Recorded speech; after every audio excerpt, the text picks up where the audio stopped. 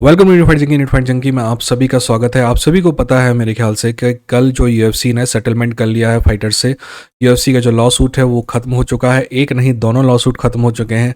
UFC को कुल 335 million dollars या फिर हम कहें तो लगभग 2800 करोड़ रुपए पे करने पड़ेंगे। पर क्या ये चीज़ फाइटर के लिए अच्छी है? क्या ये चीज़ यूएफसी के लिए अच्छी है? क्या ये पीएफएल और वन चैम्पियनशिप जैसी ऑर्गेनाइजेशन के लिए अच्छी है? किसको इससे फ़ायदा हुआ, किसको इससे नुकसान हुआ, ये पूरा लॉ सूट था किस बारे में, इन सब के बारे में बात करेंगे। पर आगे बढ़ने से पहले सब्सक्राइब करके बेल आइकन को क्लिक कर दीजिए, क्योंकि ये कॉम्बैट स्पोर्ट का सबसे बेहतरीन चैनल है। इसलिए बोल रहा हूँ मैं कि आप जाके मेरे वीडियो देखें लॉ सूट पर। मैं लॉ सूट पे 2 साल से वीडियो बना रहा हूँ और सारे के सारे डिटेल्ड वीडियो हैं। अगर आपने वो वीडियो देखे हैं तो इस लॉ सूट के बारे में आपको सब कुछ पता है। ठीक है, एनीवेज आगे बढ़ते हैं। सब्सक्राइब करिए, बेल आइकन क्लिक करिए, ब्ला ब्ला ब्ला ब्ला ब्ला। देखिए, लॉ सूट के बारे में कुछ ऐसा है कि जो लोग फाइटर राइट्स के लिए बात करते हैं, जैसे कि मेरे जैसे लोग हैं जो हमेशा फाइटर राइट्स के लिए बात करते हैं, उनको ये सरफेस लेवल पे तो अच्छा दिखाई देता है, पर जब हम डिटेल में जाते हैं ना, तो to be honest it's a disappointing thing. But फिर भी कुछ नहीं से कुछ तो बेहतर है। अब सबसे पहले ये बात कर लेते हैं, 2 क्वेश्चन हमारे दिमाग में आते हैं कि सेटलमेंट कितने का है। ये तो मैंने आपको बता दिया, ये है 2800 करोड़ के आसपास का। अब आपके दिमाग में ये सवाल होगा कि आखिर यूएफसी क्यों तैयार हो गया इस सेटलमेंट के लिए। दोस्त, यूएफसी इसलिए तैयार हो गया क्योंकि यूएफसी गलत था। सेटलमेंट सिंपल है। कोई भी दुनिया का कोई भी नियम ये कहता है कि जो पैसा दे रहा है और जो पैसा ले रहा है, तो पैसा लेने वाला जिसको पैसा मिल रहा है वो जीता है और जो पैसा दे रहा है वो हारा है। तो सेटलमेंट जरूर नाम है इसका, पर यूएफसी केस हारी है, इसलिए वो पैसे दे रही है। यूएफसी को ट्रायल के दौरान, ट्रायल नहीं, जब प्री ट्रायल फेज चलता है अमेरिका में, उसी के दौरान पता चल गया था कि यूएफसी केस हारने वाली है। तो यूएफसी चाहती, अगर ट्रायल में जाती तो ट्रायल में 2 चीज़ें होती। देखिए, इस केस को 2 जगह से कंपेयर किया जाता कि यूएफसी केस क्या था।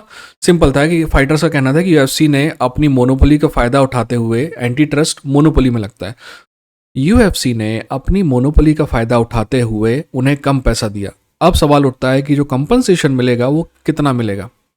जितना कम पैसा दिया है उसी का मिलेगा, राइट। फॉर एग्जाम्पल, मान लीजिए 100 रुपये देना था, यूएफसी ने उनको 85 ही रुपये दिया, तो 50 रुपये और मिलेगा कंपनसेशन, है ना। और उसके अलावा वकीलों का पैसा मिलेगा और जो भी टाइम लैप्स हुआ उसका पैसा मिलेगा। Got it. अब अगर ये केस ट्रायल में जाता और यूएफसी के खिलाफ आता तो 2 जगह से इसको कंपेयर किया जाता। अब कैसे पता चलेगा कि हमें पैसा कम मिला है? किसी और कंपैरिजन में तो हो ना। जैसे फॉर एग्जांपल, हम एक जगह मजदूरी करने जाते हैं, ईंट गारा का काम करते हैं और हमें दिन में 50 रुपये मिलता है। वहीं दूसरी बिल्डिंग जो हमारे बाजू में है, वहाँ के मजदूर को 100 रुपये मिलता है। तो अब हमें समझ में आएगा कि 100 रुपये मिलना चाहिए, 50 मिल रहा है, यानी 50 का मिल रहा है, यानी किसी और से कंपेयर करेंगे तभी तो मिलेगा। तो अगर राइजन और प्राइड वाले मॉडल से कंपेयर करते, अगर राइजन और प्राइड वाले मॉडल से कंपेयर करते, तो यूएफसी फाइटर्स को लगभग $1 बिलियन देना पड़ता। 1 बिलियन, अभी जितना दिया उससे लगभग 3 गुना, 2000 समझ लीजिए कि 8,300 करोड़ रुपए। ठीक है। पर अगर जज के पास 2-3 मॉडल होते, पहला राइजन प्राइड वाला मॉडल है और दूसरा मॉडल था स्ट्राइक फोर्स वाला मॉडल, कि स्ट्राइक फोर्स कैसे पे करती थी अपने फाइटर्स को। तो उसके हिसाब से अगर स्ट्राइक फोर्स वाले में जाते तो $4.5 बिलियन पे करना पड़ता यूएफसी को। समझ रहे हैं आप? $4.5 बिलियन, यानी कि लगभग 32,000 करोड़ रुपए, 33,000 करोड़ रुपए।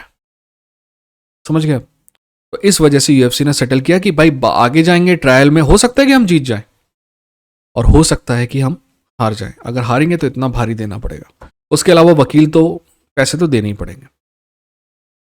ये हो गया यूएफसी का कारण कि यूएफसी क्यों सेटल करा। अब आते हैं कि फाइटर आखिर क्यों सेटल किए। देखिए, फाइटर, ये लॉ क्लास एक्शन है। मैं क्लास एक्शन क्या होता है वो समझा दूंगा। क्लास समझ लो कि ग्रुप है। अब ग्रुप में काम कैसे चलता है?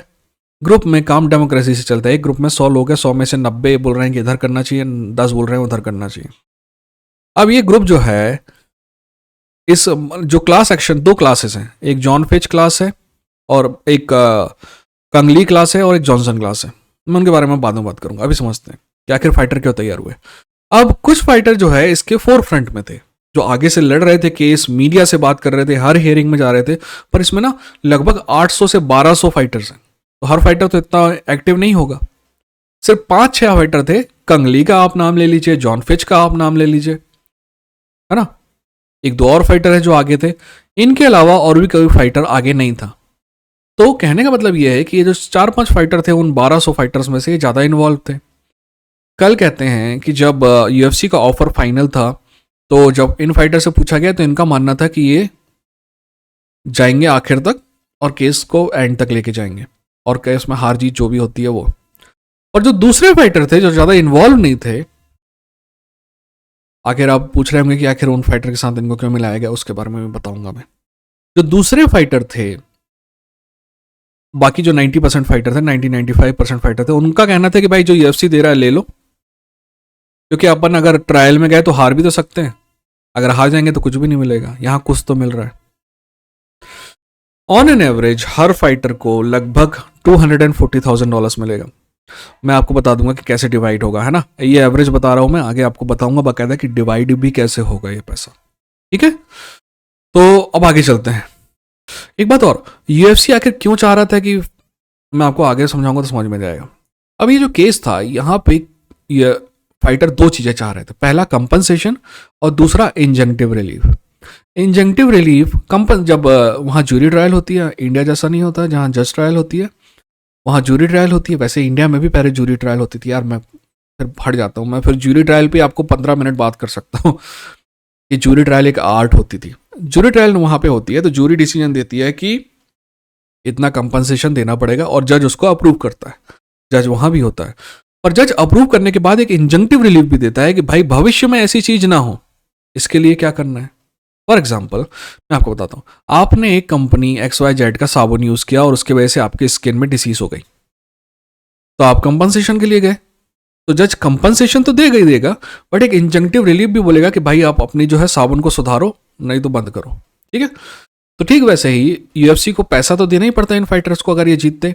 पर दूसरी चीज जो ये मांग रहे थे वो था इंजंक्टिव रिलीफ। और इंजंक्टिव रिलीफ क्या था कि कॉन्ट्रैक्ट में चेंज किए जाएं कि वो 3 साल से ज़्यादा का ना हो, इतनी फाइट से ज़्यादा का ना हो, और इन सारी चीज़ों को अगर यूएफसी मानता तो यूएफसी बहुत दिक्कत में पड़ जाता और यूएफसी को बहुत भारी नुकसान उठाना पड़ता, और वन चैंपियनशिप और पीएफएल को पिछवाड़ा फाड़ के फायदा होता, और यूएफसी ये सहन नहीं कर सकता, तो इसलिए यूएफसी सेटलमेंट में मान गया। अब मैं आपको बता दूं कि क्लास एक्शन क्या होता है। सी फॉर एग्जांपल, जैसे मैंने अभी आपको एग्जांपल दिया कि XYZ कंपनी का एक साबुन है, और साबुन को आपने यूज़ किया और आपको स्किन डिसीज हो गई कोई भी। मान लीजिए कि एक और आदमी है आपके बाजू में रहता है, उसको भी सेम साबुन से स्किन डिसीज हुई, और भी हैं ऐसे। मान लो देश में 15-16 हज़ार लोग हैं।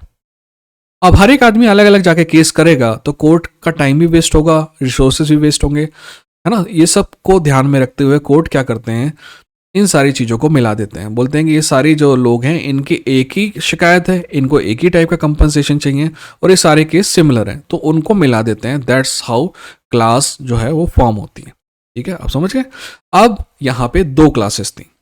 एक फाइटर वो थे जो 2010 से 2016 तक फाइट कर रहे थे दिसंबर, और दूसरे फाइटर वो थे जो 2017 के बाद फाइट कर रहे थे, ठीक है। तो 2017 के पहले फाइटर जो थे उनकी क्लास का नाम था कंगली क्लास, और जो फाइटर बाद के थे उनका नाम था जॉनसन क्लास।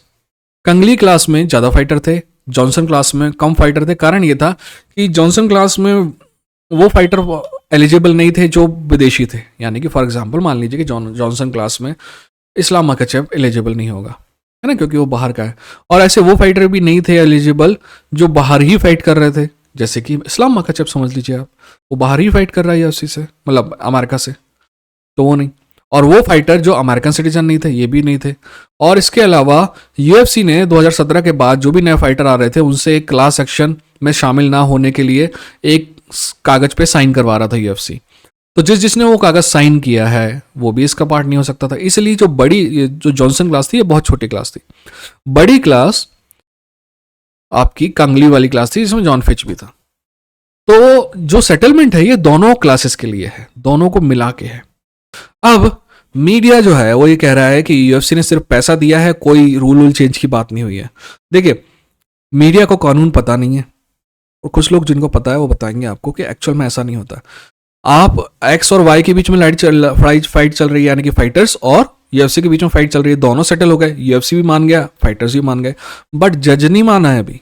ये दोनों अपना केस प्रेजेंट करेंगे जज के सामने कि भाई हमने मिलके ये बात की है, और जज जब एक्सेप्ट करेगा ना, तब जज के ऊपर होगा कि क्या वो सिर्फ इस सेटलमेंट को मानता है या अपने तरफ से कुछ ना कुछ इंजेंक्टिव रिलीफ देता है। और मेरे ख्याल से कुछ ना कुछ तो इंजेंक्टिव रिलीफ फाइटर्स को मिलेगा ही मिलेगा। किस मात्रा में मिलेगा, क्या मिलेगा, ये भविष्य में पता चलेगा। मेरे ख्याल से 1 महीने के अंदर पता चल जाएगा कि इंजेंक्टिव रिलीफ क्या है।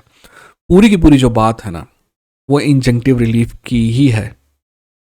अब मैं आपको बता देता हूँ कि फाइटर्स को पैसा कैसे बटेगा। मैंने आपको टोटल बता दिया, $335 मिलियन है, यानी कि लगभग 28 से 2,800 करोड़ रुपए। आप समझिए, जिस फाइटर का जितना शेयर होगा टोटल इनकम में, उस फाइटर को उतना परसेंटेज मिलेगा। मान लीजिए कि जॉन फिच टोटल जो कमाई है वो मान लीजिए 100 रुपए है, उसमें से जॉन फिच की कमाई 2 रुपए है, यानी कि 2%। तो पूरा जितना भी $335 मिलियन है, उसका 2% जॉन फिच को मिलेगा। सॉरी, गड़बड़ हो गई।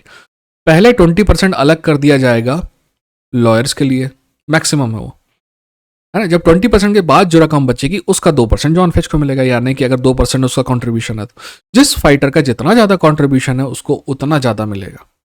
ठीक है, इसीलिए हो सकता है कि कई फाइटर को $50,000 मिले और कई फाइटर को $1 मिलियन से भी ज्यादा मिल सकता है। It depends. ठीक, अब बात कर लेते हैं कि क्या यूएफसी के लिए अच्छा है। यूएफसी के लिए बहुत अच्छा है। पैसा जितना यूएफसी को देना पड़ा, बहुत बड़ी रकम यूएफसी के लिए नहीं है ये। दूसरी बात, यूएफसी को कोई इंजंक्टिव रिलीफ अभी तो नहीं मिला है, मतलब उसके खिलाफ कुछ भी इंजंक्टिव रिलीफ गया नहीं है, यानी कि उसको अपने कॉन्ट्रैक्ट में किसी भी तरह के चेंज करने की अभी कोई ज़रूरत नहीं है, इसलिए ये भी अच्छी बात है। और तो और यूएफसी के दिमाग में जो केस, 2 केस, जो बड़े केस जो उनके खिलाफ चल रहे थे, वो बैठे हुए थे, वो भी चले गए। और पैसा वैसे भी टीकेओ देगा, जो नई कंपनी है जिसमें WWE और यूएफसी और एंडेवर तीनों शामिल हैं। तो एक्चुअली यूएफसी के हिस्से 1/3 ही आएगा इसका। तो यूएफसी के लिए ये विन विन है। फाइटर्स के लिए एक प्रकार से अच्छा भी है और बुरा भी है। अच्छा है ऐसे कि देखिए, कम से कम यूएफसी ने ये तो माना ना कि वो कम पे कर रहे थे फाइटर्स को, तभी तो ये सब देना पड़ा। और फाइटर्स के लिए बुरा भी है कि क्योंकि ये फाइटर्स सेटल हो गए, सेटलमेंट हो गया है, इसलिए ये केस एंड तक नहीं गया। जब एंड तक जाता तो जज कुछ ना कुछ इंजंक्टिव रिलीफ देता, और अब क्योंकि इंजंक्टिव रिलीफ की कोई बात ही नहीं है, ये केस एंड तक जा ही नहीं रहा है, तो केस तो यही खत्म हो गया। यूएफसी को लॉस सिर्फ पैसे का हुआ, यूएफसी को अपने कॉन्ट्रैक्ट में कोई भी चेंज नहीं करना पड़ा, यानी कि उन फाइटर्स को तो जो पैसे मिले जो इस केस में थे, पर आगे आने वाले समय में कोई फाइटर के लिए कोई भी अच्छा काम नहीं हुआ। और पीएफएल और वन चैंपियनशिप जैसी कंपनियों की बात कर ले तो उनको भी लॉस ही हुआ इसमें। देखिए, अगर किसी तरीके का रूल चेंज होते कॉन्ट्रैक्ट में, तो कुछ फाइटर ओपन हो जाते और उनको अधिकार मिलता वन चैंपियनशिप को और पीएफएल को कि वो अपने तरफ अट्रैक्ट कर सकें। वन चैंपियनशिप के बारे में नहीं पता, बट पीएफएल के बारे में एक चीज़ है कि वो पहले से बेहतर इसलिए है क्योंकि उसके पास एक क्रेडिट लाइन है सऊदी अरेबिया की। हम देखते हैं कि उसका वो कैसे इस्तेमाल करते हैं, है ना। और हाँ, किसी ने लिखा, एनीवेज मेरे ख्याल से इतना इनफ है। ये था इंडियन फाइट जंकी। अपना ख्याल रखिए, अपनों का ख्याल रखिए। ठीक है।